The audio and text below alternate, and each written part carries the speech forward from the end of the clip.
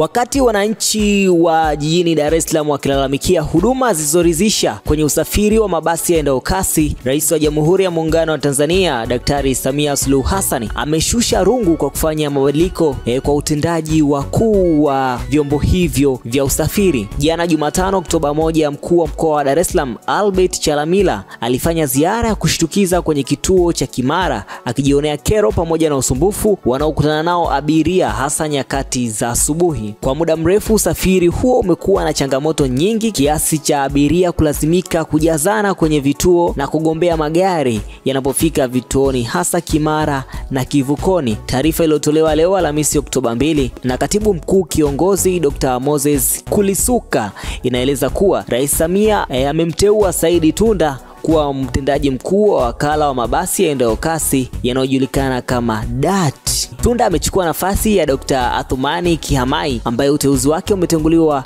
kuanzia leo Oktoba 2 na Daktari Samia Suluhu Hassan. Pia Rais Samia amemteua Pius Ngingo kuwa mkurugenzi mkuu wa kampuni ya mabasi yaendayo kasi UDART, akichukua nafasi ya Waziri Kindamba ambaye uteuzi wake umetenguliwa. Taarifa ya uteuzi pamoja na utenguzi huo imetolewa wakati ambapo Waziri Mkuu Kassim Majaliwa akifanya ziara yake kwenye kituo cha mwendo kasi cha Kivukoni na baadaye Kimara. Swala hili linakuja ni wakati ambapo tumekuwa tukishuhudia changamoto mbalimbali ambazo zimekuwa zikiendelea katika vituo vya mabasi yaendayo kasi katika vituo mbalimbali kama vile Kimara na sehemu zingine tofauti, ambako tumekuwa tukiona watu wakigombania magari hasa nyakati za jioni pamoja na asubuhi, wakati ambapo wanafunzi wengi wanakuwa wanatoka mashuleni, lakini pia nyakati za asubuhi ambapo watu wanakuwa wanawahi makazini. Kumekuwa na changamoto nyingi sana za usafiri ambazo zimekuwa zikitokea maeneo hayo. Mimi naitwa Aisa, unaona maoni gani kutokana na hili? Je, unahisi